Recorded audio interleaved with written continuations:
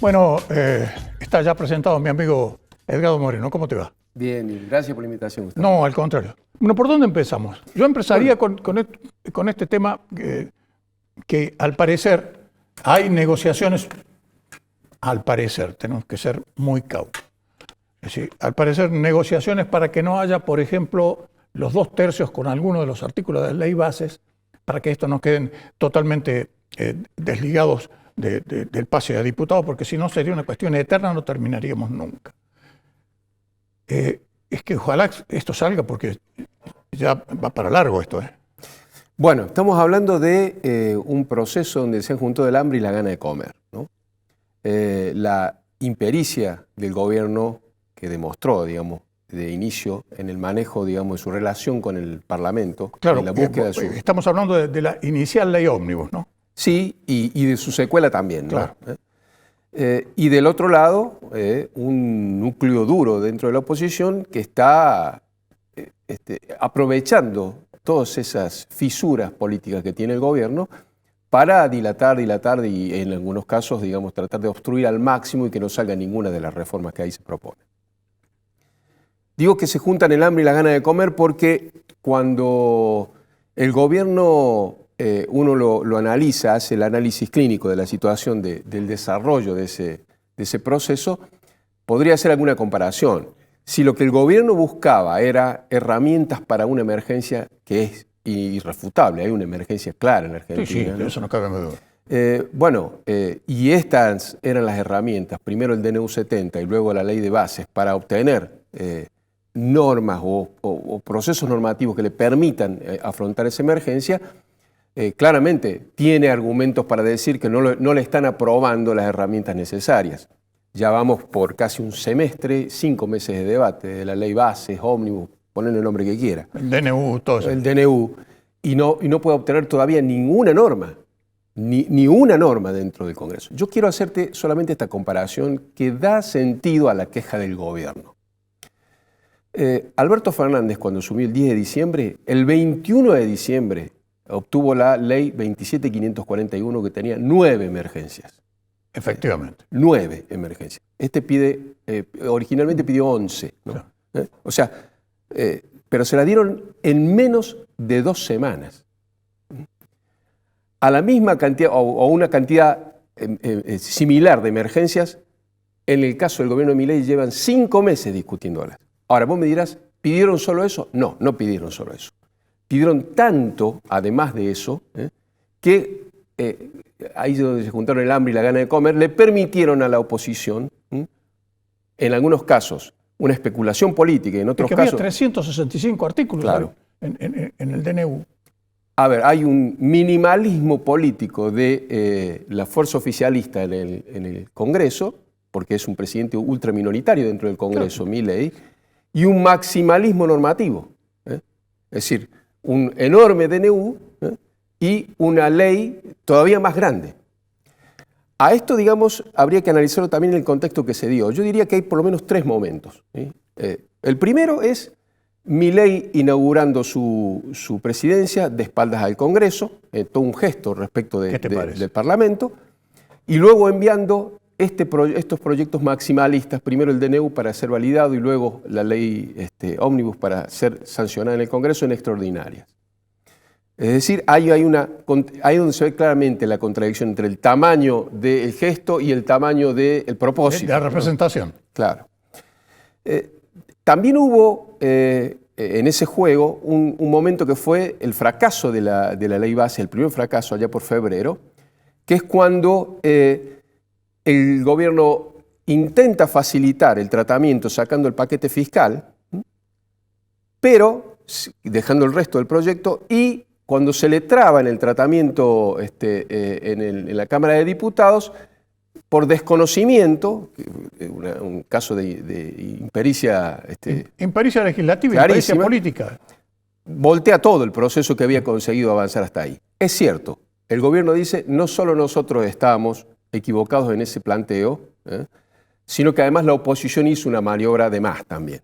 Ese movimiento que hicieron algunos gobernadores de extracción justicialista, detrás del bloque de Máximo, con algunos legisladores también de extracción justicialista que pretendieron, después de que Caputo sacó el paquete fiscal del tratamiento, pretendieron meter medio de pecho, medio sobre tablas, digamos, la coparticipación del impuesto país. Claro, efectivamente. Esa travesura fue la que le costó a Córdoba una discusión grande. Lo que pasa es que hay, como vos decís, el hambre y las ganas de comer. Yo lo voy a decir un poco más groseramente. A ver quién la tenía más grande. Y eso estamos hablando en materia de plata. Y cuando se trata del bolsillo, las cosas son realmente muy, muy serias porque se cortó el chorro de las transferencias discrecionales y entonces de esa forma Milei dice, ustedes se hacen los machistas, los voy a disciplinar, no les voy a mandar un mango. Es que en el medio de toda la discusión normativa, de este maximalismo normativo, también se está discutiendo una suerte de pacto fiscal, ¿no? Es decir, claro, donde obviamente los intereses de las provincias de la nación siempre son controvertidos, de las provincias entre sí también son controvertidos, y eso genera una demora. Ese solo tema del pacto fiscal, ese solo tema, un solo tema, es para 2 años de discusión.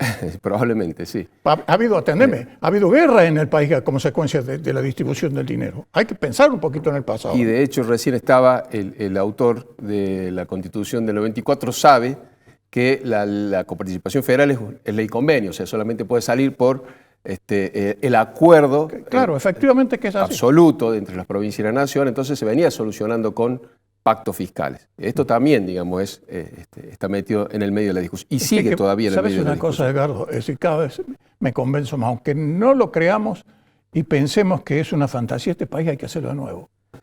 El segundo momento, ese fue el primero, el segundo momento, después del fracaso de febrero de la ley ómnibus, o ley bases, como dice el gobierno, fue el 1 de marzo cuando Milei pone un hito en mayo y dice, bueno, tiramos hasta mayo la discusión de esto, pero en mayo yo quiero tener firmado un pacto con los gobernadores donde basaba 10 puntos que eran bastante enunciativos, en algunos casos eran enunciaciones que ratifican cosas que dicen... El consenso de mayo va a ser ahora. Bien. El tercer momento entonces es el que acaba de ocurrir, que el pacto de mayo no se pudo firmar porque la ley tampoco logró salir y ya vamos para un semestre sin que la ley salga. Entonces, estamos efectivamente ante un momento donde detrás de la discusión de la ley bases o la ley ómnibus, como se quiera llamarla, y del Pacto de Mayo que no fue, pero que podría ser en otra fecha patria, más el Consejo de Mayo que propuso el presidente aquí en Córdoba el sábado pasado, en el Cabildo, estamos ya en un punto de bloqueo, ¿no?, entre el poder del voto que tiene el presidente, el poder de veto que ejecuta el Congreso de manera fáctica, ¿no? Porque no exacto. Estamos en una suerte de parlamentarismo no buscado, donde no hay voto de confianza para ninguna iniciativa hasta el momento que haya propuesto el gobierno nacional. Sí, esto parece el Parlamento británico. Menos mal que no tienen voluntad para echarlo. ¿Sabes cuál es el problema? Muy bien lo explicaba Capello. Y es que un programa económico, y estamos en el núcleo de la legitimación de Milei, ¿no? Milei tiene una legitimación inicial que tiene que ver con la resolución del problema económico. La esperanza de la sociedad de que por lo menos ponga sobre rieles ese tren descarrilado de la economía que recibió. Está aplicando un programa de contingencia, económico de contingencia, que tiene resultados, si bien son rápidos y favorables, pero todavía son muy, muy ligeros y están apenas hilvanados, ¿no? Que es una baja de la inflación, tampoco una baja notoria, porque es una baja... Ni genuina. Hay toda una discusión sobre eso, pero me refiero a que es una baja comparada con el nivel de las expectativas, probablemente muy exitosa, pero comparada con el nivel de los antecedentes, todavía muy modesta. Estamos al nivel de inflación, digamos, Martín Guzmán, ¿no? Exacto. Por decir un momento, donde ya era muy elevado el proceso inflacionario. Bien, si bien las expectativas indican que podría seguir bajando, casi todos los economistas te dicen que para que eso sea sustentable, todo el programa de estabilización económica necesita de reformas estructurales. Y las reformas estructurales necesitan de leyes. Y están en la ley bases. Exacto. Entonces, estamos en una situación política muy compleja, porque entre la impericia del gobierno para gestionar políticamente esa salida, que ha demostrado que ha sido muy poco eficaz para obtener normas en el Congreso, sabiendo su condición ultraminoritaria. Y por el otro lado, lo que no se puede negar ni desconocer, es el objetivo estratégico del núcleo más duro de la oposición, de que a Milei le vaya muy mal, y hay que decirlo con todas las letras. Efectivamente, estamos ahí en un choque de planetas. El país les importa un bledo.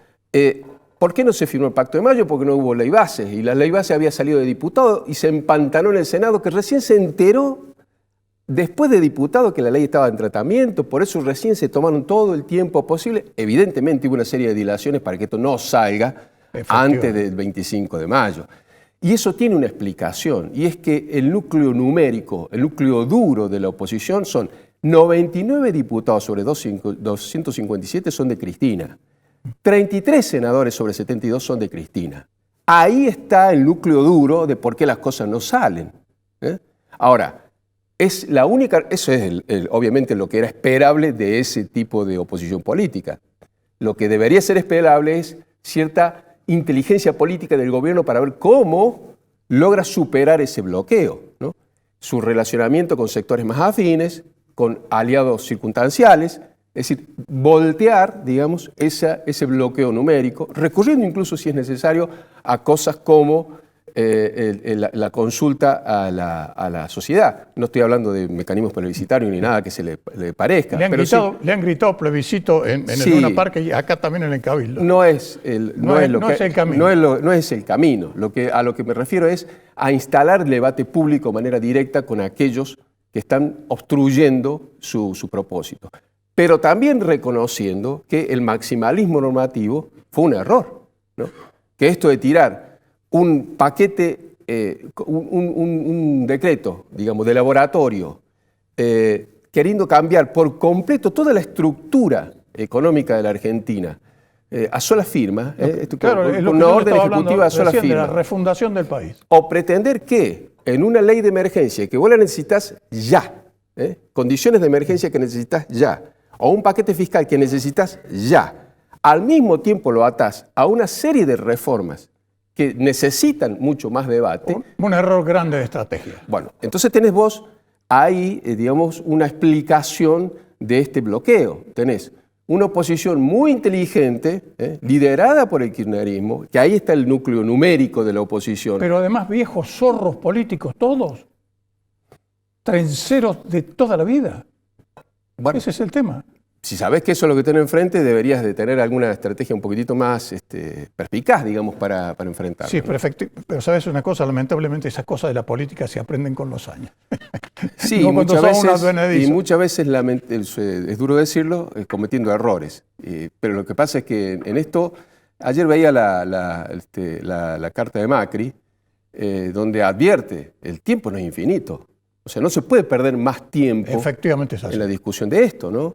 Ese principio de agitación que se vio en los mercados tiene que ver con que hay una percepción de que el gobierno no puede conseguir hacer pie políticamente en esto, ¿no? Alguien hablaba de cansancio de los mercados, y hay que tener mucho cuidado, porque si se comienzan a disparar algunas variables, la situación va a ser mucho además de distracciones que el propio gobierno introduce en su gestión, como por ejemplo, a mí me parece perfecto que el presidente se entusiasme con su protagonismo internacional, con la visibilidad que le han dado en algunos foros partidarios de la derecha, la revista etcétera. Time.